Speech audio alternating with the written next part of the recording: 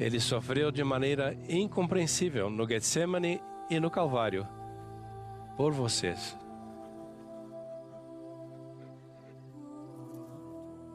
Sua expiação infinita é para vocês. Eu os exorto a devotar tempo todas as semanas, pelo resto de sua vida, para aumentar sua compreensão da expiação de Jesus Cristo.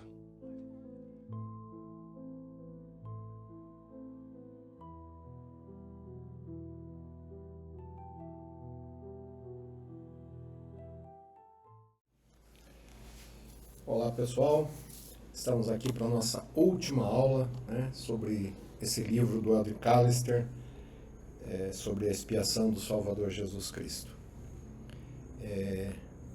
Lembrando que compartilhem, divulguem, e já estamos com um novo projeto para na sequência, depois desse curso, nós vamos fazer um curso um pouco menor sobre convênios, tá?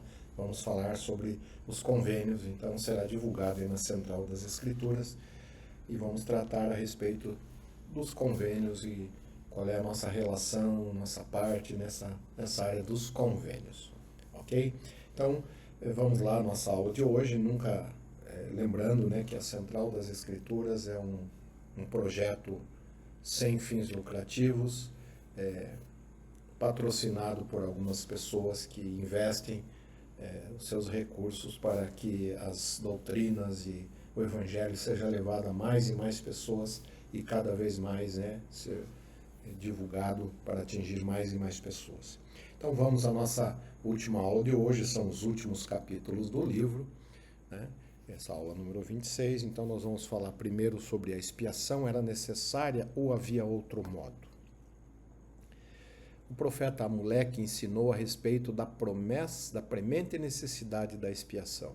Diz ele, é necessário que haja uma expiação, porque de acordo com o grande plano do Deus eterno, deverá haver uma expiação.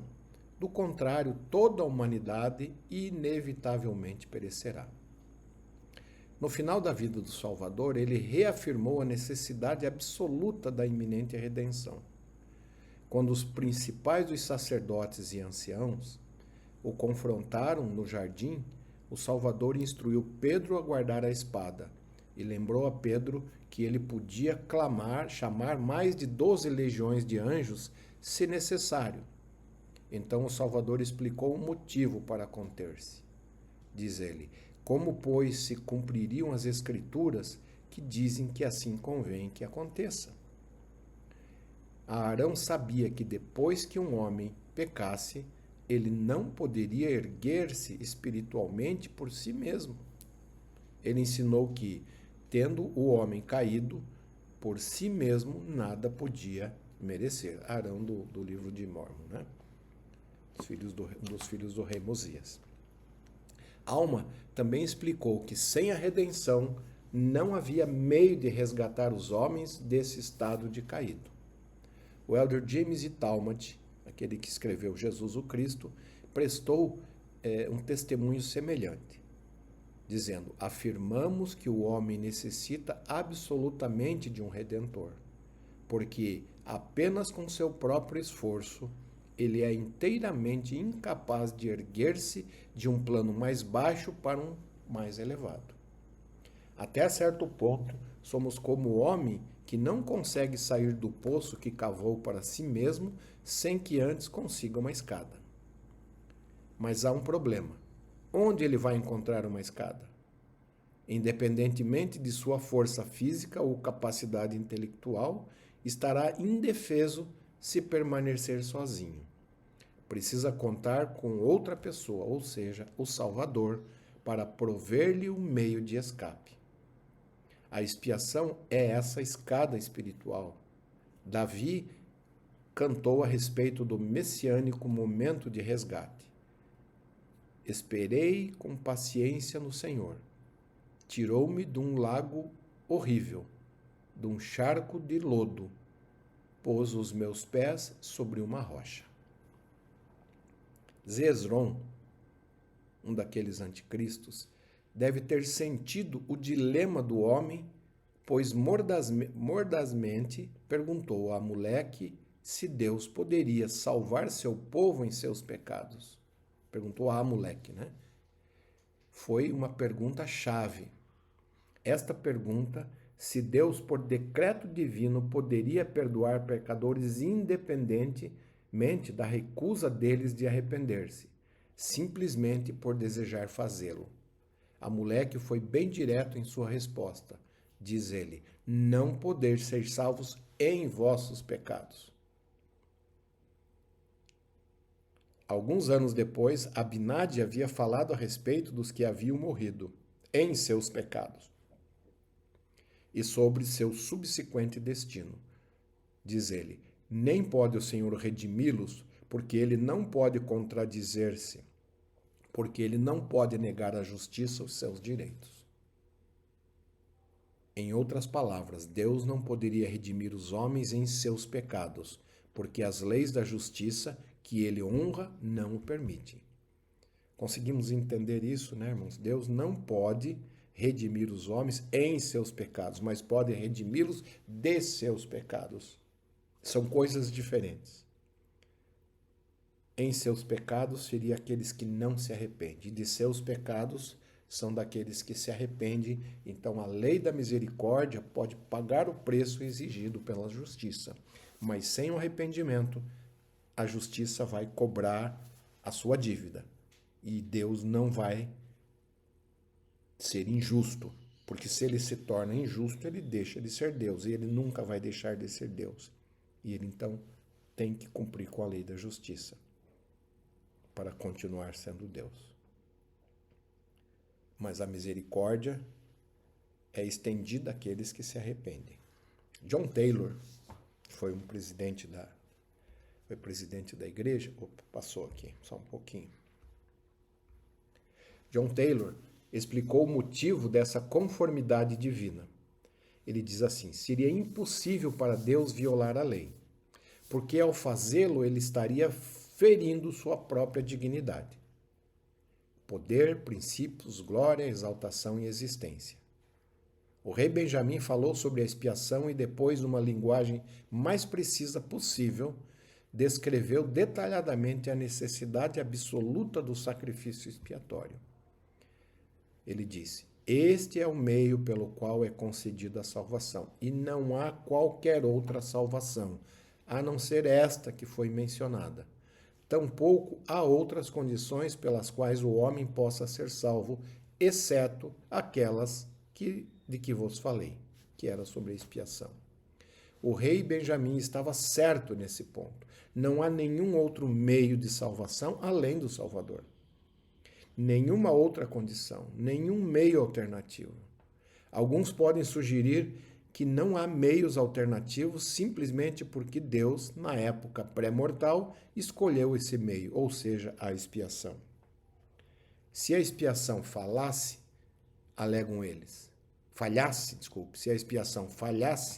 alegam eles, Deus ainda poderia recorrer a uma das opções existentes na era pré-mortal.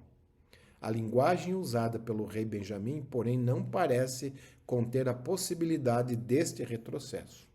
Ele afirma claramente que, se não fosse pelo Salvador e sua expiação, não haveria quaisquer outras condições pelas quais o homem possa ser salvo. Não parece se tratar da questão de Deus escolher a melhor alternativa, mas sim da única alternativa para a redenção do homem. Em termos simples, não havia um meio mais fácil, um meio alternativo à expiação de Jesus Cristo. Mas por que a expiação era necessária? Talvez porque era necessário cumprir alguma lei imutável, ou seja, uma daquelas leis que sempre existiram e permanece inalterável por toda a eternidade. São aquelas leis que não têm princípio nem fim, são leis eternas.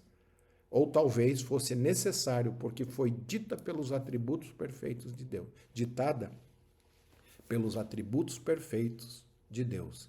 Ele sabia que havia algo nesse ato e somente nele que maximizaria o progresso de seus filhos. Não havia outro meio. Ninguém pode imaginar o que o Pai Celestial teve que suportar vendo o seu filho naquelas condições de sofrimento, sendo o único sem pecados, o filho amado. Se houvesse com certeza um meio mais fácil, seria disponibilizado ao Salvador, mas não havia. Esse era o único meio para satisfazer as exigências da justiça. Porque se a justiça não fosse satisfeita, irmãos, nada poderia acontecer, não haveria salvação. Porque onde há injustiça, há degradação, há destruição. Sem justiça não há progresso. E a misericórdia teve que pagar o preço que a justiça exigia para que nós pudéssemos ser perdoados. Era um reflexo de sua natureza básica, portanto obrigatória. Nesse sentido, B.H. Roberts abordou essas duas possibilidades. A necessidade absoluta da expiação, como a temos, parece evidente pela segurança que sentimos de que se um meio mais brando pudesse ter sido usado em lugar da expiação, ou se a satisfação da justiça pudesse ter sido deixada de lado, ou se a reconciliação do homem com a divina ordem das coisas pudesse ser efetuada por um ato de pura benevolência, sem outras considerações, sem dúvida isso teria sido feito. Porque é inconcebível que a justiça de Deus ou sua misericórdia exigisse ou permitisse mais sofrimento por parte do Redentor do que seria absolutamente necessário para levar a efeito o objetivo proposto. Qualquer sofrimento além do que fosse absolutamente necessário seria crueldade, pura e simples, algo impensável num Deus de perfeita justiça e misericórdia. O Elder Roberts sugere a improbabilidade de que Deus tenha permitido que seu filho passasse por uma dor tão excruciante se houvesse um meio mais fácil à disposição. Essa conclusão fortemente sugere que não havia uma alternativa igualmente viável, ou Deus a teria escolhido e assim poupado o pastor sem sacrificar as ovelhas. Alguns propuseram uma terceira possibilidade para a necessidade de uma expiação. Eles sugerem que os espíritos que decidiram fazer parte do reino de Deus podem ter possuído um senso de moralidade que era semelhante ao de Deus, e assim, tal como ele, sentiram a necessidade inerente de um ato expiatório antes que os poderes de purificação e exaltação pudessem ser levados a efeito. Talvez, de algum modo, esses espíritos afins se uniram a Deus para sancionar a necessidade da expiação. E isso pode ter feito parte da lei do comum acordo. Esse conceito sugere que o senso compartilhado de justiça ou equidade partilhado pelos membros do reino de Deus podem ajudar a dar suporte para as leis de justiça do universo. Uma quarta possibilidade centraliza-se na parte motivacional da expiação. Talvez esse evento tenha sido necessário, porque era o único no universo que tinha o poder motivacional de atrair os homens para a divindade. Qualquer coisa inferior a isso teria simplesmente sido inadequada para realizar esse objetivo. A taxa de desistência teria sido mais horrível sem alguma força cósmica para elevar-nos para o céu. Consequentemente, Deus pode ter escolhido a expiação, porque era o poder mais persuasivo do universo para levar-nos de volta para casa. Há pelo menos uma quinta possibilidade para a necessidade dessa expiação. Pode ter sido o único evento que poderia apelar suficientemente em âmbito universal ao senso instintivo de justiça nos filhos de Deus, que de outra forma reclamariam pela lei da justiça, que alguns tinham chegado à exaltação sem merecer seus tronos. Em outras palavras, era o único evento de tamanha magnitude que poderia facilitar a exaltação para os penitentes, sem destruir a ordem e a harmonia entre os demais filhos de Deus. Com a expiação, parece que o Pai poderia responder à súplica do Filho por misericórdia, sem que quaisquer cidadãos de seu reino levantassem objeções. Por quê? Porque eles tinham um senso de moralidade e compaixão semelhante que poderiam fazer com que dissessem: é verdade que este homem não mereceu a salvação por suas próprias obras, mas sim devido ao incomparável sacrifício do Salvador em seu favor. E por causa de nosso imenso amor e reverência por ele, vamos aceitar seu pedido de misericórdia. Se a expiação é ou não indispensável, por um ou mais dos motivos citados, não sabemos. Por enquanto, parece haver um véu sagrado e impenetrável protegendo o infinito contra nossa invasão. Mas o que sabemos é que a expiação é indispensável. Essa é a subjacente e primordial conclusão doutrinária. Reconhecendo que a expiação era necessária de alguma forma, surge a pergunta: por que um sacrifício era exigido em vez de outro meio alternativo? Alma deixa claro que o sacrifício pré-figurado não era apenas a melhor opção, mas sim a única opção. Alma então relata, é necessário que haja um grande e último sacrifício. Sim, não um sacrifício de homem, nem de animal, nem de qualquer tipo de ave, pois não será um sacrifício humano. Deverá, porém, ser um sacrifício infinito e eterno. Não há homem algum que possa sacrificar o seu sangue para expiar pecados de outrem. Ora, se um homem assassina, eis que nossa lei, que é justa, tomará a vida de seu irmão? Digo-vos que não. A lei, porém, requer que a vida daquele que cometeu o assassinato, portanto, nada pode haver a não ser uma expiação infinita, que seja suficiente para os pecados do mundo. E continua: assim sendo, é necessário que haja um grande e último sacrifício. E aí haverá, ou melhor, é necessário que haja um fim para o derramamento de sangue. Então será cumprida a lei de Moisés. Sim, será totalmente cumprida cada jota e tio, e nada se omitirá. Está lá em Alma 34. Não há dúvida de que o sacrifício do Salvador teve grandes implicações didáticas e qualidades motivacionais. Porém, bem mais importante que isso foi o simples fato de que sem o sacrifício infinito não poderia haver salvação. Esse sacrifício parece ter sido o único meio de satisfazer as dívidas decorrentes da violação da lei. Talvez o sofrimento de Cristo seja a única moeda corrente no universo de valor suficiente para pagar a dívida com a justiça e destrancar a porta da misericórdia. Seu sacrifício se tornou o resgate, o pagamento, o preço pago. O elder Marion G. Hominy, que foi um membro da primeira presidência em anos anteriores, disse: foi por meio de atos de infinito amor e misericórdia que ele pagou vicariamente a dívida da lei violada e satisfez as exigências da justiça. Essa dívida tem uma natureza dupla. Primeiro, a dívida decorrente da transgressão de Adão. É por isso que Brigham Young se referia quando disse que o Salvador pagou a dívida contraída por nossos primeiros pais. E segundo, a dívida que é incorrida a cada vez que um homem ou uma mulher transgride uma lei de Deus.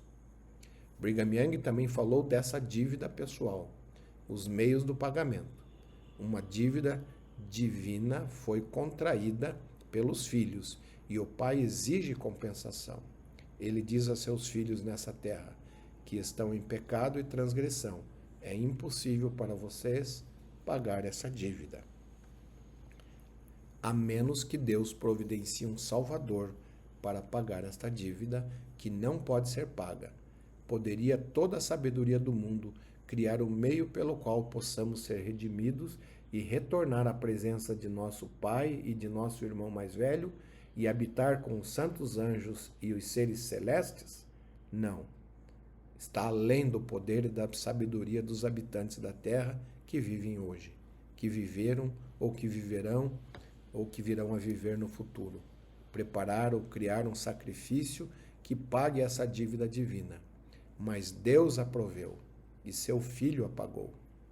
Mormon ensinou que o Salvador subiu aos céus para reclamar do Pai os direitos de misericórdia, porque ele satisfez as exigências da lei. Portanto, ele advoga a causa dos filhos dos homens. O Salvador pagou a dívida e, portanto, tinha o direito de reivindicar misericórdia em favor de cada devedor. Nesse sentido, Cristo defendeu a causa de cada homem, desde que esse tivesse fé nele e se arrependesse. As Escrituras ensinam que fomos comprados por um bom preço e que o Salvador deu a vida em resgate de muitos.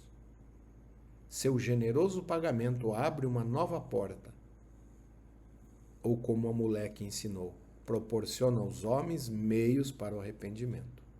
Sem dúvida, temos que pagar o preço dos nossos próprios erros. Disso não há escapatória, mas a expiação nos apresentou um pagamento alternativo, com a base na misericórdia e não somente na justiça. Com a expiação, temos uma escolha. Podemos pagar o preço da justiça, que é inflexível e inexorável em suas exigências, ou o preço do arrependimento, conforme estabelecido pelo Salvador.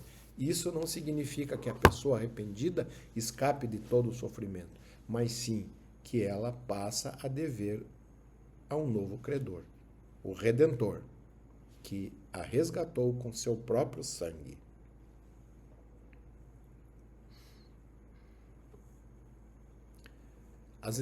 Sem dúvida, o sofrimento de Cristo era necessário para satisfazer as exigências da justiça. Talvez outro motivo para seu sacrifício se encontre em seus inerentes poderes motivacionais. Pode ser que ele tenha sido o máximo meio para atrair a Cristo todos os homens. A moleque também nos deu uma visão do propósito do sacrifício expiatório quando disse: sendo a finalidade e é o propósito desse último sacrifício manifestar as entranhas da misericórdia. Em outras palavras, a magnitude do sofrimento foi tão intensa, tão profunda, tão esmagadora e inexorável que talvez todos os espíritos do universo, até os mais insensíveis, tenham clamado em universal unanimidade: basta. Todos os espíritos da criação de Deus podem ter ficado tão tocados e comovidos com a assombrosa intensidade do sofrimento de Cristo, a ponto de ceder a seu pedido de salvar os que se arrependerem, não por algum mortal que tenha se tornado merecedor desse direito, mas unicamente porque Cristo conquistou esse direito por eles. O sacrifício expiatório talvez tenha sido o único catalisador que poderia fazer com que os homens chegassem a esse comum acordo. Novamente, esse conceito se baseia na possibilidade de que as leis da justiça e da misericórdia do universo dependam, ao menos em parte, do senso de justiça ou equidade compartilhado pelos membros do reino de Deus. Em resumo, todos os seres desse universo têm que aceitar e reconhecer que o sacrifício de Cristo foi inimaginável e aceita que ele pague o preço por cada um de nós. Uma dúvida Uma última dúvida aborda a questão de o Salvador ter sido ou não o único candidato, ou apenas o melhor candidato para ser o cordeiro a ser sacrificado. Há alguns anos, Robert J. Matthews discutiu a questão de se havia ou não um plano alternativo, outro Salvador, um reserva. Ele conta como foi a troca de ideias que se seguiu entre um grupo de professores que esse tópico estava sendo explorado. Notei que eles tinham a forte opinião de que Jesus tivesse fracassado, teria havido outro meio de realizar a salvação. Reconheceram que qualquer outro meio provavelmente teria sido mais difícil sem Jesus. Mas disseram eles, o homem poderia ter sido, por fim, salvo sem Jesus, se Jesus tivesse fracassado. Os professores estavam dizendo, na verdade, que Jesus Cristo era uma conveniência, mas não uma necessidade absoluta. Discordei, citando Atos 4,12, onde estão registradas as palavras de Pedro. E em nenhum outro há salvação, porque também debaixo do céu nenhum outro nome há dado entre os homens pelo qual devamos ser salvos. A resposta deles foi que Pedro disse isso depois que a expiação e a ressurreição de Cristo já tinham sido realizados e que, portanto, naquele momento não havia outro meio. Mas se Jesus tivesse falhado ao realizar a expiação, argumentaram eles, deveria ter havido outro meio alternativo. O irmão Matthews disse que protestou contra a conclusão deles, mas não conseguiu pensar de imediato num modo de rebatê-la usando as Escrituras. Mais tarde ele disse que isto lhe chamou a atenção. Descobrimos que Moisés 6,52 é a mais antiga referência que declara que não há outro nome além de Jesus pelo qual a salvação pode ser obtida. O Senhor disse a Adão que ele deveria ser batizado, sim, na água em nome de meu Filho unigênito, que é Jesus Cristo, o único nome que será dado debaixo do céu, mediante o qual virá a salvação aos filhos dos homens. E lemos também, em 2 Nefe 31:21, dizendo, não há outro caminho ou nome debaixo do céu pelo qual o homem possa ser salvo no reino de Deus. Mas a expressão mais clara desse conceito é dada pelo rei Benjamim, citando as palavras de um anjo do céu. Nenhum outro nome se dará, nenhum outro caminho ou meio pelo qual a salvação seja concedida aos filhos dos homens, a não ser em nome e pelo nome de Cristo. O valor dessas passagens é que elas foram proferidas antes da expiação tivesse ocorrido, antes que a expiação tivesse ocorrido. Isso lhes dá uma força e um enfoque adicionais que não teriam caso tivessem sido proferidas depois disso. O irmão Matthews estava apenas citando uma amostra representativa das Escrituras que apoiam esse conceito. Mais de 800 anos antes do nascimento de Cristo, o Salvador anunciou sua condição ímpar como Redentor, dizendo, eu sou o Senhor, e fora de mim não há salvação. Está lá em Isaías. Leí viu 600 anos no futuro quando o Messias viria. Toda a humanidade se encontrava num estado de perdição e queda, e assim continuaria a não ser que confiassem nesse Redentor. Pouco depois, um anjo de Deus confirmou que todos os homens devem vir ao Filho de Deus, pois, do contrário, não poderão ser salvos. O sermão de despedida de Leí lembrou sua família novamente de que nenhuma carne pode habitar na presença de Deus, a menos que seja por meio dos méritos e misericórdia e graça do Santo Messias. Jacó disse da forma mais direta possível, dizendo, minha alma deleita-se em comprovar a meu povo que sem a vinda de Cristo todos os homens pereceriam. Nefe profetizou que o dia da restauração para os judeus somente viria quando eles não mais esperarem por outro Messias, porque só há um Messias mencionado pelos profetas, e esse Messias é aquele que será rejeitado pelos judeus. O rei Benjamim rogou de que seu povo que tomassem sobre eles o nome de Jesus Cristo e explicou-lhes o motivo. Não há qualquer outro nome pelo qual seja concedida a salvação. Poucos anos antes disso, Abinadi expôs com fervoroso vigor a Noé e seus sacerdotes iníquos o inigualável poder de salvação do Salvador. Ele disse, e agora, falando-se de coisas futuras, como se elas já houvessem acontecido. Se Cristo não tivesse vindo ao mundo, não poderia haver redenção. Arão pregou a mesma verdade aos amalequitas, dizendo, não poderia haver redenção para a humanidade a não ser pela morte e sofrimento de Cristo e a expiação de seu sangue. Amaleque prestou testemunho da vinda de Cristo e depois explicou a necessidade de um sacrifício infinito e eterno. Porque não há homem algum que possa sacrificar o seu sangue para expiar pecados de outrem. Nos tempos modernos, o Salvador confirmou seu papel exclusivo como Redentor, pois o Senhor é Deus e além dele não há Salvador algum.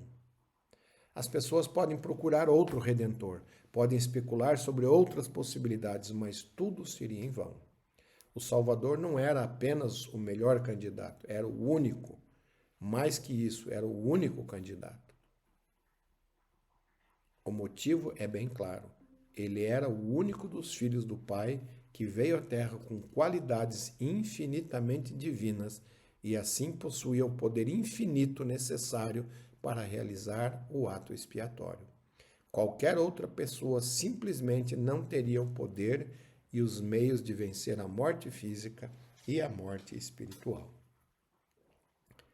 Essas foram as escrituras desse capítulo 26, as notas também desse capítulo e o capítulo final, gratidão pela expiação. Assombro me causa o amor que me dá Jesus. É um hino que a gente canta, né? Entrando Jesus numa certa aldeia, saíram-lhe ao encontro 10 homens leprosos, os quais pararam de longe. Sua doença, considerada como uma forma de morte em vida, exigia que os afligidos por ela clamassem: imundo, imundo, quando se aproximassem dos que não estavam infectados. De igual modo, cada um de nós, em maior ou menor grau, temos uma forma de lepra espiritual. Pecados que macularam, desfiguraram e corroeram nosso bem-estar espiritual. Essa doença nos torna impuros na presença do Senhor, tal como os leprosos da antiga aldeia israelita. Também temos que nos manter à distância espiritual até o dia de nossa purificação. De modo semelhante aos 10 leprosos, clamamos: Jesus, Mestre, tem misericórdia de nós. Sabemos que não há esperança de uma chance de purificação ou de cura autoinduzida. A única esperança, a única cura é buscar a misericórdia e os poderes purificadores oferecidos pelo Redentor. O Salvador exerceu esses poderes de cura nos 10 leprosos e depois ordenou a eles: ide e mostrai-vos aos sacerdotes. Quando a purificação estava completa, um dos leprosos voltou e em alta voz glorificou a Deus. Caiu aos pés do Salvador, dando-lhe graças. Ele, que momentos antes era apenas uma sombra de vida, voltara a ter a vida em sua plenitude. O Salvador então fez uma pergunta pungente e de implicações universais. Não foram 10 os limpos? Onde estão os outros 9? Não são todos os mortais elegíveis para os poderes de cura da expiação? Acaso não foi pago o preço para todos? Será que estamos entre os 9 que seguem curados, mas sem apreciar, talvez até sem agradecer o pagamento que tornou isso possível? Muitas vezes cantamos a letra do hino Assombro me causa, né, que diz: surpreso estou que quisesse Jesus baixar, do trono divino minha alma resgatar. Cristo na cruz se deixou pregar, pagou minha dívida. Posso eu olvidar? Não podemos jamais olvidar. As palavras de Davi devem soar em nosso coração repetidas vezes: Senhor meu, eu te louvarei para sempre. Não devemos falar com leviandade a respeito da expiação ou expressar nossa gratidão de modo negligente. Esse é o evento mais sagrado e sublime em toda a eternidade. Merece nossos mais intensos pensamentos, nossos mais profundos sentimentos e nossas mais nobres ações. Falamos dela com reverência, nós a contemplamos com assombro, aprendemos a respeito dela com solenidade. Esse evento é único, agora e por toda a eternidade. Quando Amon relembrou seu sucesso entre os lamanitas, gloriou-se no Senhor e depois, em humilde reconhecimento de sua incapacidade de se expressar convenientemente, ele declarou: não posso expressar nem a mínima parte do que sinto. De igual modo, as emoções do meu próprio coração vão bem além do meu reservatório verbal.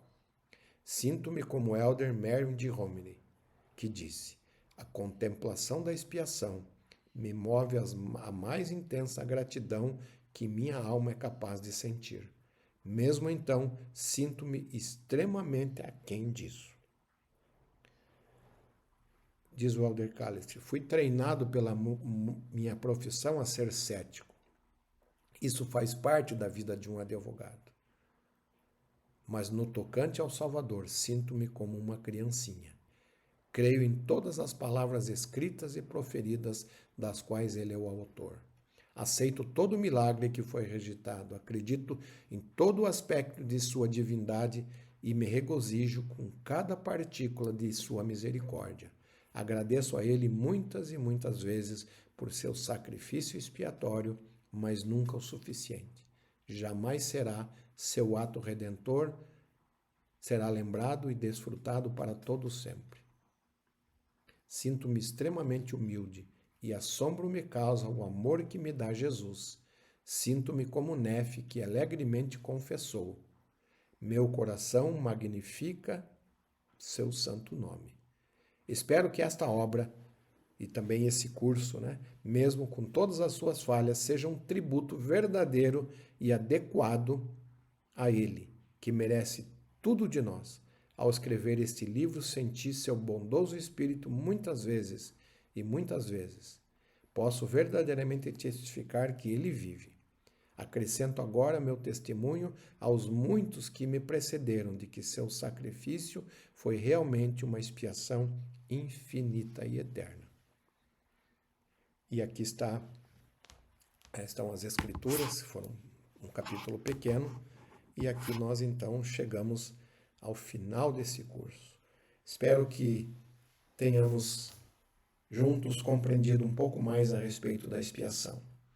Eu sei que é impossível a nossa mente carnal, mortal, entender todos os aspectos da expiação, mas espero que, através desse livro tão fantástico do Elder Callister, nós possamos ter a mente um pouquinho mais aberta para entender mais a expiação e ser eternamente gratos ao Salvador Jesus Cristo.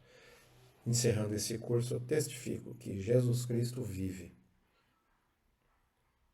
Assim como Elder Callister, eu acredito em todas as palavras do Salvador.